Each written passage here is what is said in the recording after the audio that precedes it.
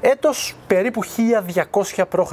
Όταν έπεσε η Τρία, δεν σκοτώθηκαν όλοι οι Τρώες. Κάποιοι επέζησαν και άρχισαν να αναζητούν μια καινούργια πατρίδα, αφού η παλιά κάηκε. Ο αρχηγός τους ήταν ένα τυπάκι που λεγόταν Ενίας, ξαδερφάκι του Έκτορα, θεός χωρέστον, και γιος της θεάς Αφροδίτης. Το παρεάκι γύρισε όλη την Ανατολική Μεσόγειο ψάχνοντας για μια νέα πατρίδα. Όμως η Ανατολική Μεσόγειος ανήκε στο μεγάλο εχθρό, τους Έλληνες. Και έτσι το παρεάκι μας αναγκάστηκε να κινηθεί δυτικά. Τελικά έφτασαν σε μια χώρα όπου υπήρχαν πάρα πολλά μοσχάρια. Η λατινική λέξη για το μοσχάρι είναι Βίτουλους. Και έτσι αυτή η χώρα ονομάστηκε Βιτουλία ή πιο απλά Ιταλία. Η λέξη Βίτουλους συγγενεύει με την ελληνική λέξη έτελον, που σημαίνει ζώο ενός έτους. Αν νομίζετε ότι έχω πάθει μπαμπινιώτη και βλέπω παντού ελληνικές ρίζες, κάνετε λάθος. Οι ευρωπαϊκές γλώσσες όντως έχουν έναν κοινό πρόγονο. Αυτός όμως δεν είναι τα ελληνικά. Τα ελληνικά είναι και αυτά ένα παρακλάδι. Ο πρόγονος των ευρωπαϊκών γλωσσών είναι μια πανάρχαιη γλώσσα που πλέον δεν υπάρχει και λέγεται Ινδοευρωπαϊκή. Με το πέρασμα του χρόνου βγήκαν από αυτήν οι δύο βασικές κατηγορίες γλωσσών: ευρωπαϊκές και ασιατικές. Οι ευρωπαϊκές χωρίζονται σε τρεις βασικές υποκατηγορίες: τις γερμανικές, τις ρωμανικές ή αλλιώς λατινικές και τις σλαβικές. Όλες οι ευρωπαϊκές γλώσσες ανήκουν σε κάποια από αυτές τις τρεις βασικές κατηγορίες, εκτός από την ελληνική, την αλβανική και τις βαλτικές γλώσσες, που αποτελούν μία ξεχωριστή κατηγορία η καθεμιά. Ενώ τέλος υπάρχει και το δίδυμο Φιλανδίας-Ουγγαρίας, που δεν είναι ευρωπαϊκές γλώσσες. Κλείνει η παρένθεση, πάμε πίσω στο παρεάκι μας. Όταν ο Ενίας έπιασε Ιταλία, δεν ίδρυσε αμέσως τη Ρώμη. Ίδρυσε ένα κουτσοχώρι κάπου 20 χιλιόμετρα μακριά από τη σημερινή Ρώμη, την Άλβα Λόγκα, που κατά λέξη σημαίνει άσπρη και μακριά. Τη Ρώμη την ίδρυσε κάπου 400 χρόνια αργότερα ένας απόγονος του Ενία, μπορεί και όχι, ονόματι Ρωμήλος. Η περιοχή της κεντρικής Ιταλίας, όπου ιδρύθηκαν όλες αυτές οι πόλεις, λεγόταν Λάτιο. Στα Ιταλικά, Λάτσιο. Γι' αυτό το κλασικό ποδοσφαιρικό ντέρμπι της Ρώμης είναι το Ρώμα-Λάτσιο. Ρώμα είναι η πόλη, Λάτσιο ή Λάτιο είναι η περιοχή. Ρώμη και Λάτιο είναι, όπως λέμε, Αθήνα και Αττική, Πάτρα και Αχαΐα, Κομοτηνή και Ροδόπη, τέτοια. Ας φτιάξουμε μια χρονογραμμή όπου πάνω θα βάλουμε την πολιτική ιστορία και κάτω θα βάλουμε τη λογοτεχνία, για να δείξουμε ότι αυτά τα δύο πάνε χεράκι-χεράκι. Έχουμε ξανακάνει το ίδιο ακριβώς και στο βίντεο της νεοελληνικής λογοτεχνίας. Η Ρώμη ιδρύθηκε το έτος 754 π.Χ. Αυτή είναι η αρχή της ιστορίας, αλλά φυσικά η αρχή της λογοτεχνίας θα αργήσει ακόμα πολύ. Φυσικά, όταν έχεις έρθει ξένος στη μέση του πουθενά και ιδρύεις μια καινούργια πόλη, οι προτεραιότητές σου δεν είναι ούτε η ποίηση ούτε ο πολιτισμός. Οι προτεραιότητές σου είναι να φας και να μην σε φάνε. Γι' αυτό οι Ρωμαίοι ήταν αποκλειστικά αγρότες και πολεμιστές. Αυτό που έκαναν ήταν να σπέρνουν και να δέρνουν. Κουλτούρα 0. Ακόμα κι έτσι όμως, ένα αλφαβητούλι το χρειάζονταν. Όχι βέβαια για να γράφουν ποίηση, για σκοπούς εμπορικούς. Για να συνεννοούνται με τους γείτονες, να παραγγέλνουν εκεί τα απαραίτητα για την επιβίωση. Πού να βρούμε τώρα ένα αλφάβητο? Ας το φτιάξουμε μόνοι μας. Τι λες, μωρέ, αυτά είναι δουλειές για τις φιτούκλες του 19,5. Εμείς τι δουλειά έχουμε? Εμείς μόνο σπέρνουμε και δέρνουμε. Ωραία, ρε, έξυπνε, άντε πες εσύ και τι θα κάνουμε. Ξέρω εγώ, κάπου θα υπάρχει μια φιτούκλα του 19,5 εδώ γύρω. Ναι, και μετά? Και μετά, ρε φίλε, μετά θα τον δίνουμε και θα του πάρουμε το αλφάβητο. Φίλε, όταν λες φιτούκλες του 19,5. Εγώ αυτομάτως σκέφτομαι τους Έλληνες. Αυτοί δεν είναι που κάθονται όλη μέρα και διαβάζουν και φιλοσοφούν? Ας βρούμε Έλληνες. Ρε μεγάλε, εμείς γυρίσαμε όλο τον πλανήτη για να φύγουμε μακριά από τους Έλληνες. Τι φταίω εγώ, ρε φίλε, εσύ δεν λες τόση ώρα ότι χρειαζόμαστε ένα αλφάβητο και πού θα βρούμε ένα αλφάβητο? Να. Και πού θα βρούμε Έλληνες τέτοια εποχή? Κατά τραγική σύμπτωση, ακριβώς τον ίδιο καιρό που ιδρύεται η Ρώμη, στα 700, ακριβώς τότε οι ελληνικές πόλεις αρχίζουν τις βόλτες στη Δυτική Μεσόγειο για να βρουν ανοιχτό σούπερ μάρκετ. Γιατί ο πληθυσμός τους έχει πλέον μεγαλώσει και η ελληνική γη, που είναι σκέτο κοτρώνει, δεν έχει αρκετό φαγητό για να τον ταΐσει. Οι ελληνικές πόλεις, θυμίζω, ήταν πόλεις κράτη. Ήταν μεταξύ τους ανεξάρτητες. Κάθε μία με δικό της πολιτικό σύστημα, δικές της συνήθειες και δικό της αλφάβητο. Μία από αυτές τις ελληνικές πόλεις, η Κίμη, στη Βόρεια Εύβοια, ψάχνοντας ανοιχτό σούπερ μάρκετ στη Δυτική Μεσόγειο, ιδρύει μία απικία στην Ιταλία που λεγόταν Κούμα. Come on be my baby, Κούμα. Come on be my baby, Κούμα. Come on be my baby, Κούμα. Come on be my baby, Κούμα. Κούμα σημαίνει μαντέψτε Κίμη. Το ου στα λατινικά είναι το ύψιλον το δικό μας, σούπερ, υπέρ κτλ. Και το α στα λατινικά είναι το ήτα το δικό μας. Ρώμη, Ρώμα, Σπάρτη, Σπάρτα κτλ. Οι Ρωμαίοι που ξέρουν μόνο να σπέρνουν και να δέρνουν, κάποια στιγμή έδιραν όλους τους γείτονες, επεκτάθηκαν αρκετά και πλέον έχουν φτάσει μέχρι την Κούμα. Εκεί δέρνουν και τους Έλληνες μετανάστες από την Κίμη, τις φυτούκλες του 19,5 και τους παίρνουν το αλφάβητο. Αλλά για να μην τους πούνε Ούγγανους, δεν το χρησιμοποιούν αυτούσιο, το αλλάζουν λίγο και φτιάχνουν το δικό τους αλφάβητο. Το λατινικό αλφάβητο διαφέρει από το κιμιώτικο όσο διαφέρει το κιμιώτικο από, το αθηναϊκό που είναι το πιο γνωστό σε εμάς. Ας δούμε μερικά παραδείγματα. Οι Αθηναίοι έγραφαν το γ και το δ όρθια, όπως εμείς σήμερα. Οι κιμιώτες τα είχαν αλλάξει λίγο και τα έγραφαν πλαγιαστά. Οι Ρωμαίοι τα στρογγύλεψαν λίγο στις μύτες και τα έγραφαν έτσι. Άλλο παράδειγμα. Οι Αθηναίοι έγραφαν το λάμδα όρθιο. Οι κιμιώτες, μάλλον έτσι όπως το αντέγραφαν, μπερδεύτηκαν και το έγραψαν upside down. Οι Ρωμαίοι το έστριψαν λίγο και έφτιαξαν το γνωστό μας λατινικό L. Οι ελληνικές πόλεις ήταν ξεχωριστά κράτη μεταξύ τους, αλλά είχαν κάτι να τις συνδέει. Τον Όμηρο. Αντίθετα, οι Ιταλικές πόλεις δεν είχαν έναν Όμηρο να τις συνδέει. Γι' αυτό οι ελληνικές διάλεκτοι κάπου διέφεραν, αλλά και κάπου έμοιαζαν μεταξύ τους. Η λατινική όμως δεν έμοιαζε καθόλου με τις υπόλοιπες Ιταλικές διαλέκτους. Την οσκική, τη φαλισκική, την ουμβρική. Έμοιαζε όμως με τα ελληνικά. Για τους λόγους που είδαμε. Πρώτον, γιατί είχαν κοινό αρχαίο πρόγονο, την Ινδοευρωπαϊκή, και δεύτερον, γιατί οι Ρωμαίοι, σπέρνοντας και δέρνοντας, κάποια στιγμή έπεσαν πάνω στους Έλληνες μετανάστες από την Κίμη, τις φυτούκλες του 19,5, και τους πήραν το αλφάβητο. Και υπάρχει και ένας τρίτος λόγος. Κάπου 600 χρόνια μετά, η Ρώμη με τον γνωστό τρόπο, να σπέρνει και να δέρνει, έφτασε και στην ίδια την Ελλάδα. Αυτό που λέει το βιβλίο «Κατάκτηση της ελληνικής Ανατολής από τους Ρωμαίους». Αλλά ας μην το τρέξουμε ακόμα. Πάμε ξανά πίσω στα 700. Η Ρώμη ξεκίνησε με το πιο παλιό και το πιο φυσιολογικό πολίτευμα που μπορεί και πρέπει να έχει ένα κράτος, όσο ο πληθυσμός είναι ακόμα μικρός. Τη Βασιλεία. Κατά φοβερή σύμπτωση, η δημοκρατία λέγεται ότι ήρθε στη Ρώμη ακριβώς τη χρονιά που ήρθε και στην Αθήνα. Το 509 π.Χ. Με μία διαφορά. Έτος 509 π.Χ.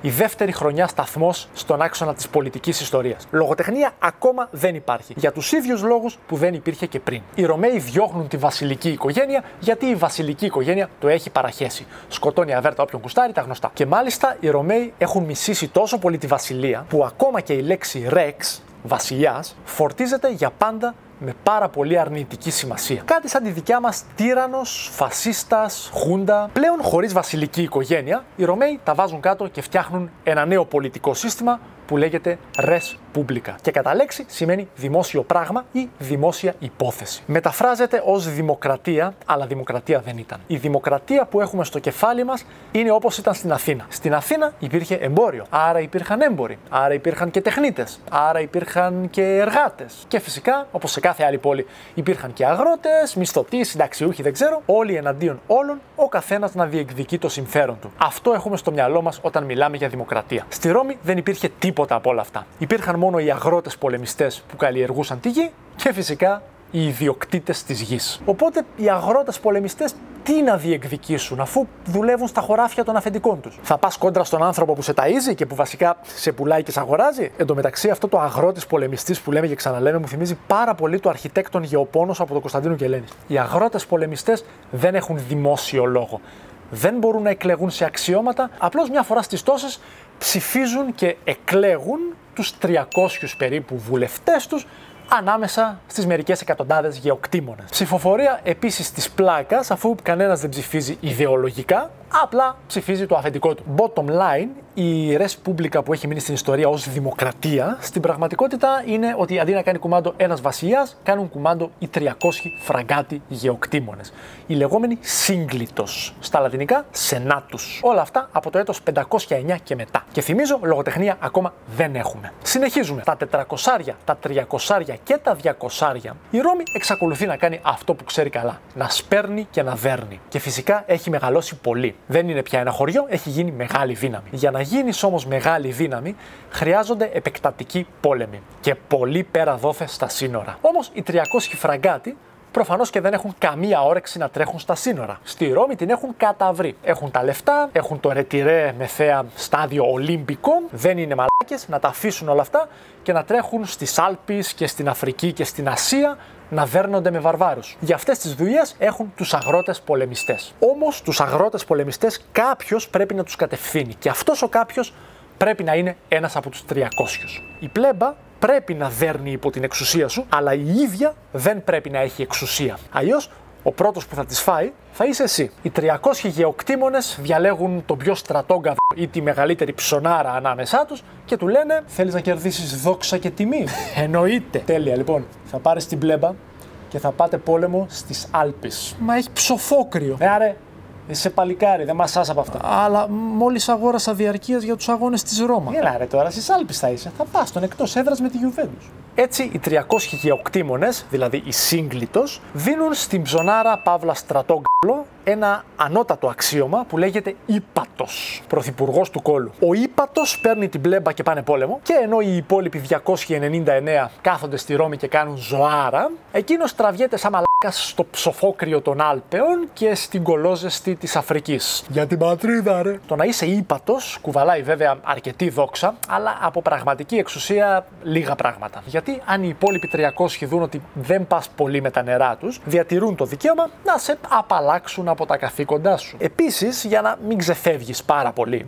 έχουν κανονίσει να μην είσαι ο μοναδικός ύπατος. Έχουν βάλει κι άλλον έναν ύπατο μαζί με σένα, για να ρουφιανεύει αυτός εσένα και εσύ αυτόν. Το αξίωμα του υπάτου κρατάει μόνο έναν χρόνο, μετά σε γυρίζουν πίσω για να ξεκουραστείς κι εσύ, αλλά μη χαίρεσαι. Δεν το κάνουν επειδή σε αγαπάνε, το κάνουν για να μην κάνεις υπερβολικά πολύ bonding με την πλέμπα και γίνεις πάρα πολύ ισχυρός. Με την καθοδήγηση λοιπόν των υπάτων, που βασικά είναι μαριονέτες των 300, η Ρώμη συνεχίζει να δέρνει τους γείτονές της και ώσπου να μπούμε στα 200 έχει κατακτήσει όλη την Ιταλία. Στα 200 η Ρώμη έχει φτάσει τέρμα κάτω, στο τακούνι της μπότας. Εκεί όπου τεχνικά δεν είναι Ιταλία, είναι Ελλάδα. Η Ρώμη κατακτά την ελληνική πόλη Τάραντας. Οι Ρωμαίοι πιάνουν εχμαλώτους και τους στέλνουν στην πρωτεύουσα για να γίνουν δούλοι. Ανάμεσα στους εχμαλώτους είναι και ένα 12χρονο αγόρι που λέγεται Λίβιος Ανδρώνικος. Ο μικρός είναι ένα ταλέντο της θεωρητικής κατεύθυνσης. Το έχει πάρα πολύ με τις γλώσσες. Οπότε ο κύριος του τον απελευθερώνει και του δίνει μόρφωση. Ο Λίβιος Ανδρώνικος ξεκινάει με κάτι έτσι μεταφράσεις. Μεταφράζει από τα ελληνικά στα λατινικά. Τι μεταφράζει? Το συγγραφέα με τα περισσότερα views της εποχής. Όμηρο και συγκεκριμένα Οδύσσια. Μετά του λένε: θες να κάνεις και την Ιλιάδα? Ο Λίβιος Ανδρώνικος όμως, όπως κάθε σοβαρός μαθητής θεωρητικής, ήταν και τεράστιο ψώνιο. Αγαπούσε τη δημοσιότητα, το fake love που λέει και ο Σάσκε. Όπως κάτι βλαμμένοι σαραντάριδες που έχουν κανάλι στο YouTube. Του ήταν δύσκολο να κάτσει απλά στον κόλο του και να μεταφράζει. Ήθελε και να επιδειχτεί. Και στην αρχαιότητα, για να επιδειχτείς, πρέπει να κάνεις θέατρο. Γράφει λοιπόν εκεί πέρα ένα θεατρικό, κόπια από ελληνικό εργάκι βέβαια, και το ανεβάζει παράσταση. Ήταν το έτος 240 π.Χ. Και αυτή τη χρονιά ξεκινάει η ρωμαϊκή λογοτεχνία. Οι Ούγγανοι που ήξεραν μόνο να σπέρνουν και να δέρνουν, έρχονται για πρώτη φορά σε επαφή με τη λογοτεχνία. Τι είναι λογοτεχνία? Γιατί το θέατρο πιάνεται ως λογοτεχνία και τα μπακαλοτεύτερα των Ρωμαίων εμπόρων που υπάρχουν εδώ και 500 χρόνια? Όχι. Όλα τα κείμενα ενός λαού, είτε είναι ποίηματα, είτε είναι κατάλογοι πιτσαρίας, λέγονται γραμματεία. Η λογοτεχνία είναι ένα υποσύνολο της γραμματείας. Από όλα τα γραπτά κείμενα είναι εκείνα που έχουν μια αισθητική φόρτιση, που ξεφεύγουν από τον ενημερωτικό χαρακτήρα της γλώσσας και προκαλούν συναισθήματα. Στην αρχαία εποχή, είτε στην Ελλάδα είτε στη Ρώμη, όταν λες θα γράψω λογοτεχνία, τι επιλογές έχεις? Φυσικά δεν υπήρχαν τα σημερινά είδη λογοτεχνίας. Δεν μπορούσες να γράψεις, ας πούμε, αστυνομικό μυθιστόρημα, γιατί δεν υπήρχαν μπάτσι. Δεν μπορούσες να γράψεις τσόντα ή σπλάτερ, γιατί ήταν ασέβεια προς τους 12 θεούς. Δεν μπορούσες να γράψεις επιστημονική φαντασία, γιατί ειδικά στη Ρώμη δεν υπήρχε ούτε επιστήμη ούτε φαντασία. Τι μπορούσες να γράψεις? 6 είδη, χωρισμένα σε 2 μεγάλες κατηγορίες: την ποίηση και την πεζογραφία. Στην ποίηση ανήκουν τα 3 πρώτα από τα 6 είδη. Η επική ποίηση, δηλαδή κατορθώματα ηρώων, η δραματική ποίηση, δηλαδή θέατρο, τραγωδία και κωμωδία, και η λυρική ποίηση, δηλαδή κλάψα. Έπος και δραματική κάνατε στο γυμνάσιο, λυρική θα κάνετε αν περάσετε φιλολογία. Στην πεζογραφία ανήκουν τα άλλα 3 είδη και τα έχουμε μοιράσει στις 3 τάξεις του Λυκείου. Ιστοριογραφία, όπως ο Θούκης και ο Ξενοφών που κάνατε στην πρώτη. Ρητορική, όπως ο Λυσίας που κάνατε στη Δευτέρα. Φιλοσοφία, όπως ο Πλάτων και ο Τελάρας που κάνατε στην Τρίτη. Από όλα αυτά τα 6, στη Ρώμη ξεκινήσαμε με δραματική ποίηση. Λογικό. Ένας λαός που σπέρνει και δέρνει δεν είναι για ρητορική, δεν είναι για πολύ υψηλά φιλοσοφικά νοήματα. Θέλει μόνο να βλέπει βιντεάκια στο TikTok. Και ό,τι πιο κοντινό σε βιντεάκια TikTok ήταν το θέατρο. Και επειδή πάντοτε προτιμάμε να γελάμε παρά να κλαίμε, το πρώτο υποείδος δραματικής ποίησης που γνώρισε η Ρώμη ήταν η κωμωδία. Και μετά ήρθε η τραγωδία. Ή, όπως είναι η σωστή όρη, φάμπουλα, στα λατινικά σημαίνει πλοκή, μύθος. Γενικά το story. Παλιάτα, κατά λέξη σημαίνει αυτή που φοράει pallium, δηλαδή ελληνικό χιτώνα. Το γκάτα και πρετέξτα σημαίνουν μεταξύ τους περίπου το ίδιο. Αυτή που φοράει πρετέξτα τόγκα, δηλαδή κεντυμένη ρωμαϊκή τίβενο. Όπως καταλαβαίνετε, οι παλιάτες ήταν μια αισχρή αντιγραφή των ελληνικών έργων με setting και ήρωες καθαρά ελληνικό. Ενώ οι τογκάτες και οι πρετέξτες είναι επίσης αισχρή αντιγραφή των ελληνικών, αλλά το setting και οι ήρωες είναι Ρωμαίοι. Οπότε το πράγμα σώζεται κάπως χάρη σε αυτή την προσαρμογή ή, όπως λένε στο Hollywood, το adaptation. Σε μια παλιάτα, ας πούμε, έχουμε το μύθο της γέννησης του Ηρακλή στη Θήβα. Πώς ο Δίας μεταμορφώθηκε στον άντρα της Αλκμήνης, τον Αμφιτρίωνα, για να ρίξει στο κρεβάτι την Αλκμήνη. Σε μία αντίστοιχη τογκάτα ή πρετέξτα θα είχαμε ακριβώς το ίδιο story plot, αλλά με ρωμαϊκό setting αντί για ελληνικό. Π.χ. αντί για το μύθο της γέννησης του Ηρακλή, θα είχαμε το μύθο της γέννησης του Ενία. Πώς η θεά Αφροδίτη μεταμορφώθηκε σε βοσκοπούλα για να ρίξει στο κρεβάτι τον πατέρα του Ενία, τον Αγχύση. Άκου όνομα, ρε φίλε. Είτε παλιάτες, άρα καθαρά ελληνικά έργα, είτε τογκάτες, άρα ελληνικά έργα, αλλά με adaptation στα ρωμαϊκά δεδομένα, οι ρωμαϊκές κωμωδίες βασίζονταν πάντα σε ελληνικά έργα. Κυρίως στα έργα ενός τυπάκου ονόματι Μένανδρος, ο οποίος ήταν στα 300 ό,τι ήταν ο Αριστοφάνης στα 400. Και μην ξεχνάμε ότι και οι παλιάτες και οι τογκάτες προορίζονταν για αγρότες πολεμιστές. Όχι για μορφωμένους, όχι για διανοούμενους. Οπότε τα story plot είναι τα ανάλογα. Ένα πλουσιόπεδο κλαίει για μια σλατίνα της εποχής, η οποία παράλληλα τα έχει με έναν κολόγερο και του τα τρώει. Μην ψάχνετε λεπτό χιούμορ. Πλάφτος, Τερέντιος και Κύλιος όλοι γράψανε κωμωδίες για Ούγγανους που σπέρνουν και δέρνουν. Και όλες παλιάτες. Ελληνικό σκηνικό, ελληνικά ονόματα. Οι τύποι βαριούνταν ακόμα και να κάνουν adaptation. Εκτός από το θέατρο, ποιο άλλο λογοτεχνικό είδος από τα 5 που μας έμειναν θα μπορούσε να αρέσει σε έναν αγρότη πολεμιστή που σπέρνει και δέρνει? Ίσως κάτι που να του θυμίζει την ένδοξη καταγωγή του. Σπέρνει και δέρνει. Μπορεί να είναι απόγονος του Μεγαλέκου, να έχει πρισμένα μπράτσα και πάνω τατουάζ το αστέρι της Βεργίνας. Possible. Το δεύτερο είδος που άνθησε στις αρχές της Ρώμης ήταν το έπος. Κατορθώματα ηρώων παρμένα από την ένδοξη ιστορία μας. Ένας τυπάκος ονόματι Ένιος έγραψε το Ανάλες, που σημαίνει χρονικά, και είναι η ιστορία της Ρώμης με τις απαραίτητες υπερβολές. Ένας άλλος τυπάκος ονόματι Νέβιος έγραψε το Bellum Punicum, που σημαίνει Καρχιδονιακός πόλεμος, και αφορά τη μανούρα με τον πρώτο σοβαρό εχθρό της Ρώμης, την Καρχιδόνα, στη σημερινή την Ισία. Με αυτά και με αυτά, από το 240 π.Χ.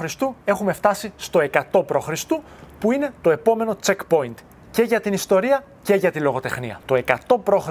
η Ρώμη είχε μεγαλώσει πάρα πολύ. Οι αγρότες πολεμιστές είχαν κυριολεκτικά τον άχαστο. Κάτι σαν τον ΠΑΟΚ του 2019. Και αυτά είναι πάρα πολύ άσχημα νέα για τους 300 φραγκάτους κολόγερους που κάθονται στη Ρώμη και παίρνουν αποφάσεις. Γιατί ο ρωμαϊκός λαός πλέον δεν είναι αγρότες και πολεμιστές. Είναι μόνο πολεμιστές. Ο ρωμαϊκός λαός λείπει μόνιμα από την Ιταλία. Πλέον δεν σπέρνει, μόνο δέρνει. Αντί να είναι στην Ιταλία και να καλλιεργεί τη γη, είναι στην Ασία, το Βορρά και την Αφρική και παίζει ξύλο με βαρβάρους. 24 ώρες τη μέρα. Baby buonasera. Μιλάς Ιταλικά?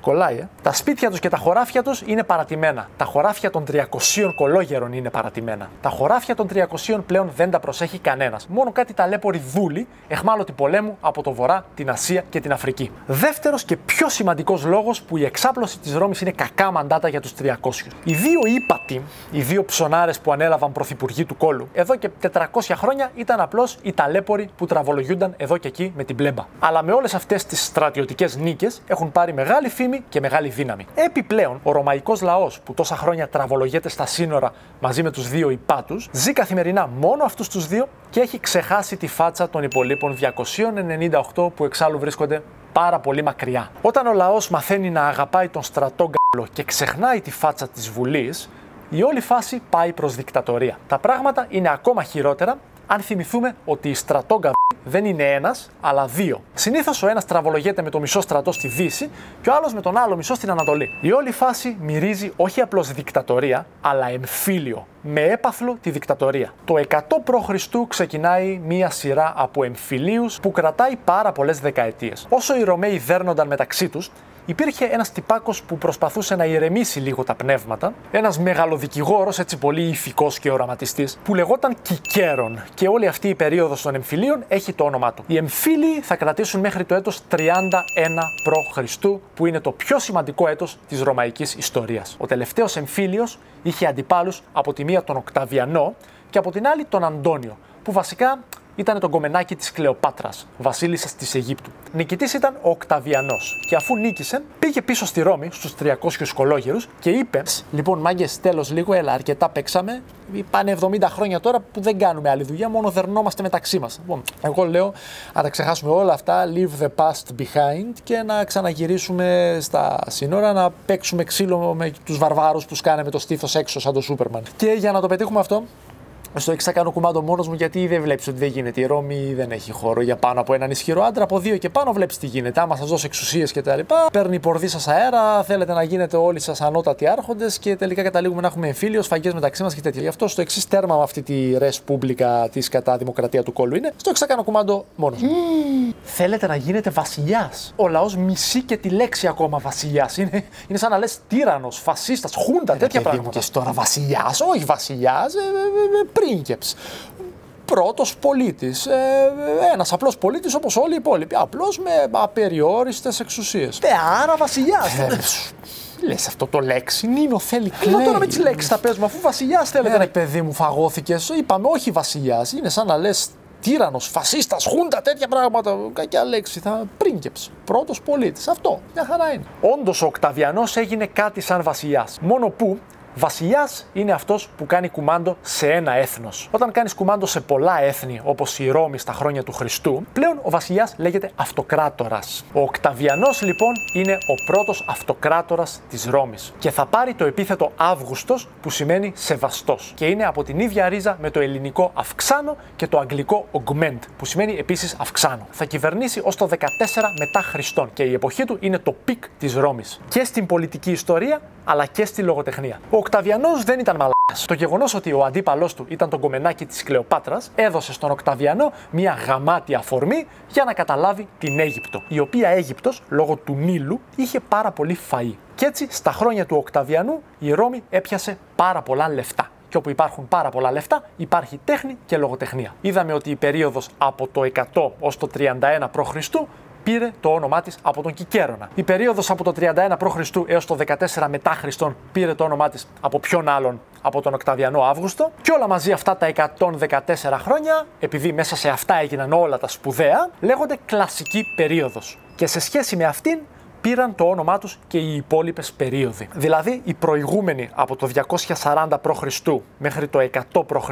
λέγεται προκλασική ή αλλιώς αρχαϊκή, και η αμέσως επόμενη από το 14 μετά Χριστόν έως το 235 μετά Χριστόν λέγεται μετακλασική. Το 235 μετά Χριστόν είναι το επόμενο checkpoint, γιατί κατά βάση είναι το τέλος της Ρώμης. Άσχετα αν επίσημα έπεσε 2,5 αιώνες αργότερα. Αλλά μην τρέχουμε. Τι έγινε στη λογοτεχνία την κλασική περίοδο? Το πρώτο μισό, η χρόνη του Κικέρονα, από το 100 ως το 31 π.Χ., είναι ιδανική για τα τρία είδη της πεζογραφίας. Ιστοριογραφία, ρητορική, φιλοσοφία. Ρητορική γιατί από το 100 ως το 31 π.Χ.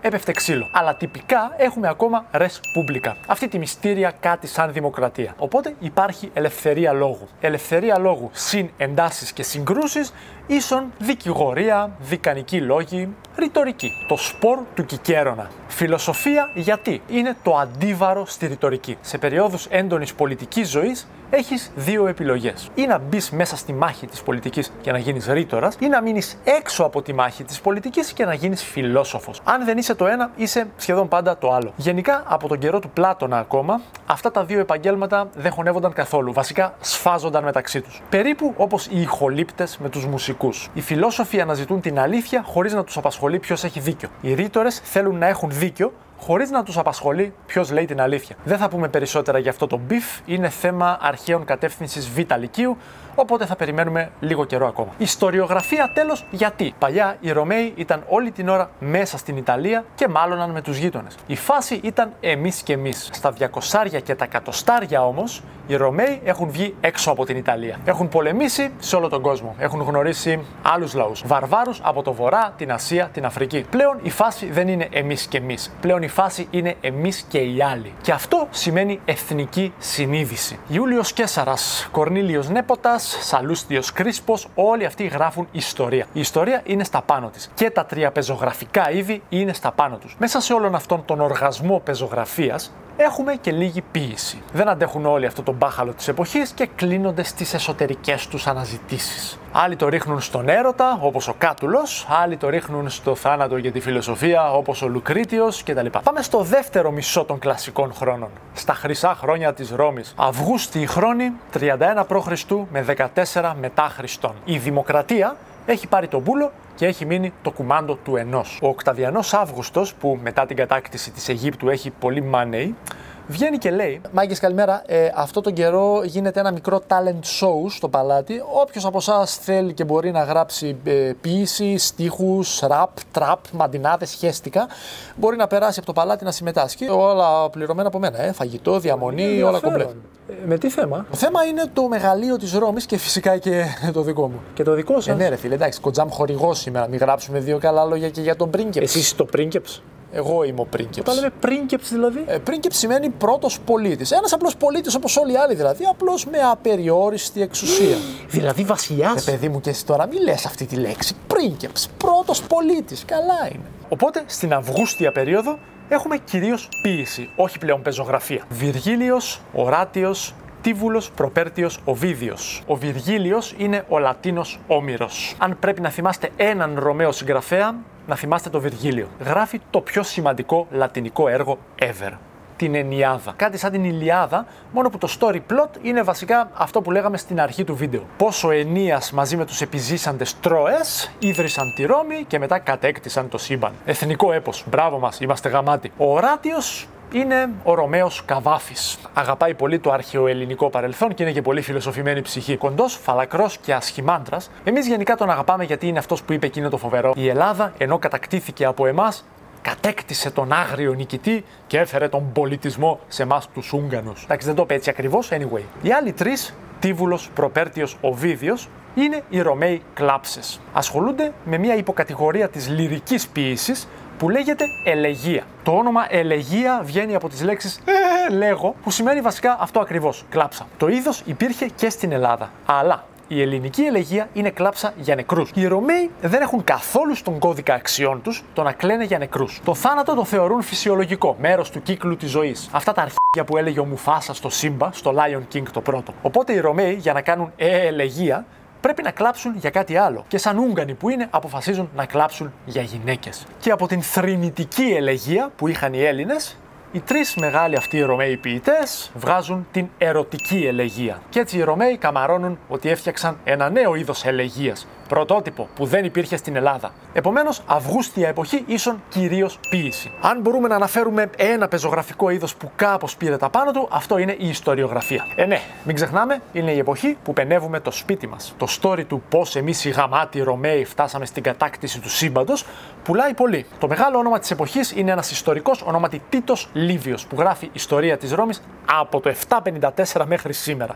Όρεξη να έχεις να διαβάζεις. Μετακλασική εποχή. Το 14 μετά Χριστόν ο Οκταβιανός Αύγουστος πεθαίνει. Και μαζί του πεθαίνει και το talent show. Και στο θρόνο ανεβαίνει ο Τιβέριος. Ακολουθούν 200 χρόνια περίπου καλά. Όχι τέλεια, αλλά καλά. Οι αυτοκράτορες είναι σχετικά εντάξει τυπάκια, με κάνα δυο εξαιρέσεις που όμως δεν κάνουν πολύ μεγάλη ζημιά. Τι λογοτεχνία έχουμε στη μετακλασική περίοδο? Ο Τιβέριος ήταν άλλη φάση από τον Αύγουστο. Μουρτζούφλης, νόμιζε ότι όλος ο κόσμος θέλει να τον δολοφονήσει. Φυσικά σε όλο αυτό το εσωστρεφές πακετάκι Πάει μαζί και η τσιγκουνιά. Ο Τιβέριος ήταν λίγο γεροσκρούτζ, λίγο καβούριας και η βρύση με τα λεφτά κλείνει. Πλέον οι καλλιτέχνες δεν έχουν ένα στάνταρ εισόδημα για να μπορούν να δημιουργήσουν τέχνη. Πρέπει από κάπου να ζήσουν. Καμιά δεύτερη δουλειά, κανένα ιδιαίτερο, τέτοια. Δεν τους μένει χρόνος να γράψουν κάτι φοβερά πρωτότυπο. Αναγκάζονται να πατήσουν πάνω σε υπάρχοντα έργα. Να αντιγράψουν. Ποιους να αντιγράψεις? Στα προκλασικά ή αρχαϊκά χρόνια αντέγραφες κυρίως Έλληνες. Στα κλασικά χρόνια όμως προέκυψαν και πολύ καλοί Ρωμαίοι, τους οποίους μπορούμε να αντιγράψουμε. Ποιους θα αντιγράψουμε? Τους Έλληνες όπως στα προκλασικά χρόνια ή τους Ρωμαίους που δημιούργησαν στα κλασικά χρόνια? Με τον ίδιο τρόπο που σπάσαμε την κλασική εποχή σε Κικερόνια και Αυγούστια, θα σπάσουμε και τη μετακλασική εποχή σε δύο μέρη. Την κλασικιστική ως το 117 που πεθαίνει ο αυτοκράτορας Τραϊανός και την αρχαϊστική ως το 235, που όπως είπαμε είναι πρακτικά το τέλος της Ρώμης. Άλλο αν επισήμως κράτησε 2,5 αιώνες ακόμα και έτσι είχαμε την τελευταία περίοδο που θα ονομάσουμε ύστερη αρχαιότητα. Όλα στην ώρα τους. Γιατί έχουν αυτά τα ονόματα? Θα σας πω τώρα αμέσως. Κλασικιστής είναι αυτός που μιμείται την κλασική περίοδο, άρα αντιγράφουμε τους Ρωμαίους. Αρχαϊστής είναι αυτός που μιμείται την αρχαϊκή περίοδο, δηλαδή την προκλασική. Άρα αντιγράφουμε και πάλι τους Έλληνες. Αμέσως μετά το θάνατο του Οκταβιανού Αυγούστου, επειδή οι καλλιτέχνες ακόμα έχουν την ελπίδα της χρυσής πασοκάρας που έζησαν μέχρι πρότινος, δεν προσπαθούν να αντιγράψουν τους παλιούς, αλλά τους πιο πρόσφατους. Βασικά ελπίζουν ότι θα επαναληφθεί το talent show του Οκταβιανού. Έτσι βγαίνουν μικροί Βυργίλοι, Λουκανός, Φλάκος, Σίλιος Ιταλικός, που πιστεύουν ότι γράφοντας έπος θα φάνε καλά επειδή έφαγε καλά και ο Βυργίλιος. Αλλά τα έπι τους είναι λίγο μούφα. Βγαίνουν επίσης μικροί Οράτιοι, Μαρτιάλης, Ιουβενάλης, που πιστεύουν ότι γράφοντας ποίηση θα φάνε καλά επειδή έφαγε καλά και ο Οράτιος. Αλλά τα ποίηματά τους είναι λίγο μούφα. Από τα πεζογραφικά είδη, η ιστοριογραφία συνεχίζει να είναι must, γιατί σε μια τεράστια αυτοκρατορία που έχει επαφή με πολλούς άλλους λαούς, το θέμα εμείς και οι άλλοι είναι πάντα λίγο must. Βγαίνει ένας ιστορικός ονόματι Τάκητος που περιγράφει τις περιπέτειες των Ρωμαίων απέναντι στο μοναδικό έθνος που ποτέ δεν κατέκτησαν, τους Γερμανούς. Οι Ρωμαίοι πήραν τα πάντα στην Ευρώπη, αλλά δεν κατάφεραν ποτέ να πάρουν τη Γερμανία. Ήταν ο κακός τους δαίμονας. Κατά τραγική σύμπτωση, στο ποδόσφαιρο είναι ανάποδα. Η Γερμανία είναι αυτή που ποτέ δεν έχει καταφέρει να νικήσει στην Ιταλία. Anyway. Και ο Τάκητος γράφει για την παπάρα που τρώει η Ρώμη από τους βαρβάρους στο βορρά. Όσον αφορά τα άλλα δύο πεζογραφικά είδη, επειδή η εποχή είναι πλέον αυτοκρατορική, δεν έχουμε δημοκρατία, ούτε ελευθερία λόγου, δεν παίζει η ρητορική. Το γεγονός όμως ότι κάποιος άλλος παίρνει τις αποφάσεις και εμείς οι πολίτες πλέον έχουμε τα χέρια δεμένα και καθόμαστε και κοιτάμε τα αστέρια, είναι καλή συνθήκη για φιλοσοφία. Έτσι βγαίνει ένας τυπάκος ονόματι Σενέκας, ο οποίος μιλάει για τη χαρά της απλής και λιτής ζωής, ενώ ο ίδιος είχε περιουσία 300 εκατομμύρια σιστέρτια, κάπου 150 εκατομμύρια ευρώ. Από το έτος 117 και μετά, οι καλλιτέχνες το έχουν πλέον χωνέψει ότι η εποχή του Αυγούστου δεν πρόκειται να ξανάρθει. Δεν υπάρχει περίπτωση να επαναληφθεί το talent show, άρα δεν έχει νόημα να προσπαθούν να μιμηθούν τους κλασικούς τους Ρωμαίους καλλιτέχνες. Έτσι αλλάζουν μυαλά και προσπαθούν ξανά να μιμηθούν τους Έλληνες, όπως κάναμε στην προκλασική ή αρχαϊκή περίοδο. Εμπρός πίσω. Επίσης, είμαστε πλέον αρκετά μετά Χριστόν για να υπάρχει και χριστιανική λογοτεχνία. Θεολογικές μελέτες, κηρύγματα, συνταγές για νηστίσιμα, τέτοια. Το έτος 235 η Ρώμη πέφτει σε αναρχία. Οι αυτοκράτορες αλλάζουν σαν τους προπονητές του Ολυμπιακού. Ο τελευταίος αυτοκράτορας, ο Αλέξανδρος Σεβύρος, δολοφονείται. Στο θρόνο ανεβαίνει ο δολοφόνος του, μετά ο δολοφόνος του δολοφόνου και μετά ο δολοφόνος δολοφόνου του δολοφόνου. Αυτός πρέπει να ήταν Κύπριος. Επειδή όλοι αυτοί οι δολοφόνοι συνήθως είναι στρατηγοί που στείλουν πραξικοπήματα με το στρατό τους, ο στρατός πλέον ανεβοκατεβάζει αυτοκράτορες αντί να φυλάει τα σύνορα. Με αποτέλεσμα οι γερμανικές φυλές από το βορρά να βλέπουν την πόρτα ανοιχτή και να μπαίνουν αβέρτα. Η Ρώμη κινδυνεύει να πέσει ήδη από τώρα. Αλλά την τελευταία στιγμή σώζει την κατάσταση ο τελευταίος σοβαρός αυτοκράτορας, ο Διοκλητιανός. Κροάτης, κοντοχωριανός του Λιβάγια. Πρώτα στρώνει λίγο τα οικονομικά που ήταν στο χείλος της καταστροφής. Το γνωστό που λέει ο Λέξ: Είμαι Βαλκάνιος, πιστόλιασα τα χρέη μου. Και μετά κάνει την εξής μαγιά. Για να διοικεί καλύτερα την αυτοκρατορία, τη χωρίζει σε ανατολικό και δυτικό τμήμα. Το ανατολικό τμήμα θα γίνει το μετέπειτα Βυζάντιο. Ο ίδιος ο Διοκλητιανός δεν είναι μαλάκας, μένει ανατολικά. Δυτικά αφήνει κάποιον Μαξιμιανό και ορίζει διάδοχο του Μαξιμιανού κάποιον Κωνσταντιο, που ήταν ο πατέρας του Μεγάλου Κωνσταντίνου, αυτού που μετέφερε την πρωτεύουσα από τη Ρώμη στην Κωνσταντινούπολη και έγινε το Βυζάντιο. Anyway. Long story short, ανατολικά πάμε καλά, δυτικά όμως οι Γερμανοί μπαίνουν αβέρτα. Ώσπου το έτος 476 η Ρώμη πέφτει και γεια σας. Και επειδή με την πτώση της Ρώμης τελειώνει όλος ο αρχαίος κόσμος και αρχίζει ο Μεσαίωνας, αυτό το τελευταίο κομμάτι λέγεται ύστερη αρχαιότητα. Τι λογοτεχνία είχαμε στην ύστερη αρχαιότητα? Είναι μια περίοδος όπου ο στρατός ανεβοκατεβάζει αυτοκράτορες με πραξικοπήματα. Με το παραμικρό βγαίνουν τα μαχαίρια. Άρα το να πιάσει ένας καλλιτέχνης την εξουσία στο στόμα του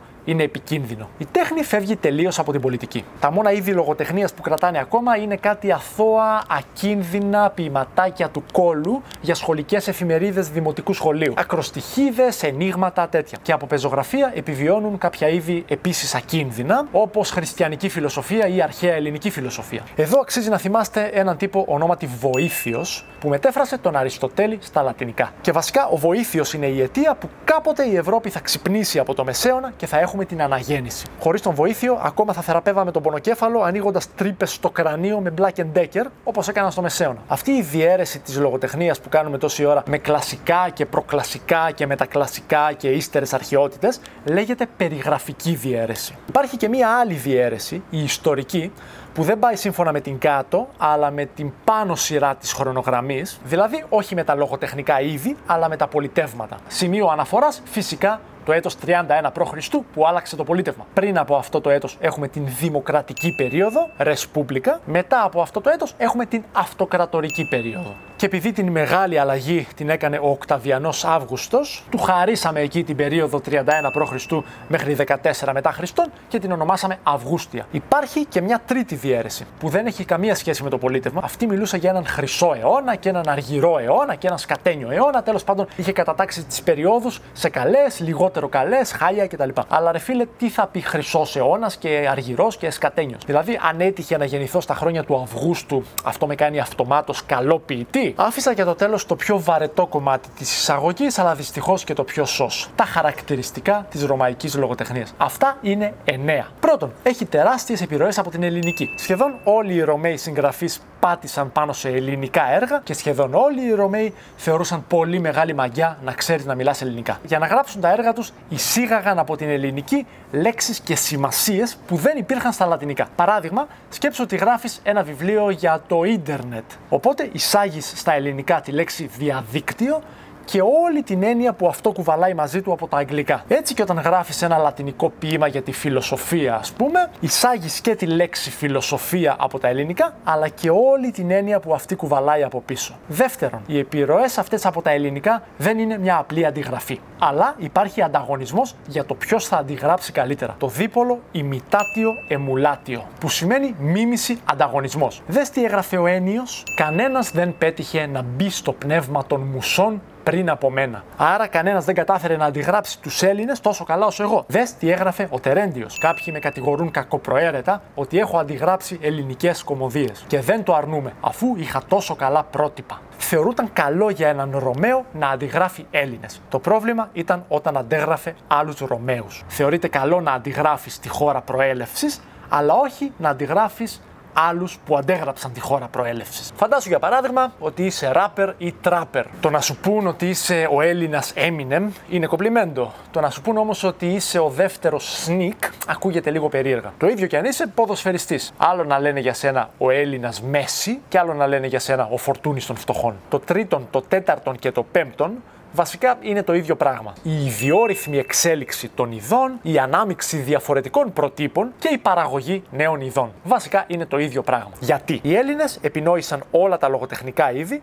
και τα επινόησαν στην ώρα τους. Το 800 π.Χ. που είχαν βασιλείς και ήρωες, επινόησαν την επική ποίηση. Το 600 π.Χ. που ταξίδευαν και ανακάλυπταν τον κόσμο, επινόησαν τη φιλοσοφία. Το 500 π.Χ. που ήρθαν σε επαφή με ξένους λαούς, επινόησαν την ιστοριογραφία. Το 450 π.Χ. που έφεραν την ακραία δημοκρατία, επινόησαν την ρητορική για να μπορεί να εκφράζεται στις συνελεύσεις ο ενεργός πολίτης και το θέατρο για να μπορεί να προβληματίζεται ο ενεργός πολίτης. Το 200 και το 100 π.Χ. που επιτέλους ξύπνησαν οι Ρωμαίοι, δεν είχε μείνει κάτι για να το επινοήσουν οι ίδιοι. Τα βρήκαν όλα έτοιμα, οπότε μπορούσαν να τα χρησιμοποιήσουν με όποια σειρά ήθελαν, μπορούσαν να τα ανακατέψουν και μπορούσαν να βγάλουν και κάτι νέο από αυτό το ανακάτεμα. Όπως π.χ. η σάτυρα. που είναι είδος καθαρά ρωμαϊκό. Έκτον, η προοδευτική εξέλιξη του λογοτέχνη σε στενότερο ιδεολογικό εύρος. Βασικά είναι αυτό που λέμε εξειδίκευση. Όταν ένας Ρωμαίος ξεκινάει να γράφει λογοτεχνία, μπορεί να τριφτεί με όλα τα υπάρχοντα είδη. Όσο περνάει ο καιρός όμως, καταλαβαίνει πού έχει ταλέντο, τι του ταιριάζει και εξειδικεύεται εκεί. Όπως είναι στο σχολείο. Πρώτα κάνεις όλα τα μαθήματα, μετά επιλέγεις κατεύθυνση, όπου κάνεις αρχαία ιστορία και λατινικά, μετά περνάς πανεπιστήμιο στο τμήμα φιλολογίας, όπου κάνεις μόνο αρχαία και λατινικά, και μετά επιλέγεις ειδίκευση, όπου κάνεις μόνο λατινικά. Έβδομον, ο λατινικός λόγος εμπλουτίζεται. Αυτό είναι λογικό. Μέχρι τώρα είχες μία γλώσσα που σου χρησίμευε μόνο για να παραγγέλνεις αλεύρι και βρώμη για τα άλογα. Ξαφνικά όμως βλέπεις ότι μπορείς να κάνεις όμορφα πράγματα με τις λέξεις. Ας πούμε, μπορείς να κάνεις ομοιοκαταληξία. Γιατί να πεις απλώς θέλω ένα αλεύρι και 2 σακούλες βρώμη, όταν μπορείς να πεις δώσ' μου αλεύρι 1 κιλό και 2 σακούλες βρώμη, με περιμένει το μωρό στο σπίτι μου στη Ρώμη. Όγδοον, όταν η γλώσσα είναι μόνο για το αλεύρι και τη βρώμη, δεν μπορείς να εκφράσεις υψηλές αξίες. Αν γράφεις όμως ένα ποίημα, μπορείς. Ποιος είναι ο κώδικας αξιών της Ρώμης? Για να το καταλάβουμε καλύτερα, πρέπει πρώτα να δούμε ποιος δεν είναι ο κώδικας αξιών της Ρώμης. Υπάρχουν άλλες αρετές που σε άλλους τόπους και χρόνους είναι υψηλές αξίες. Αλλά για τη Ρώμη δεν μετράνε πολύ. Π.χ.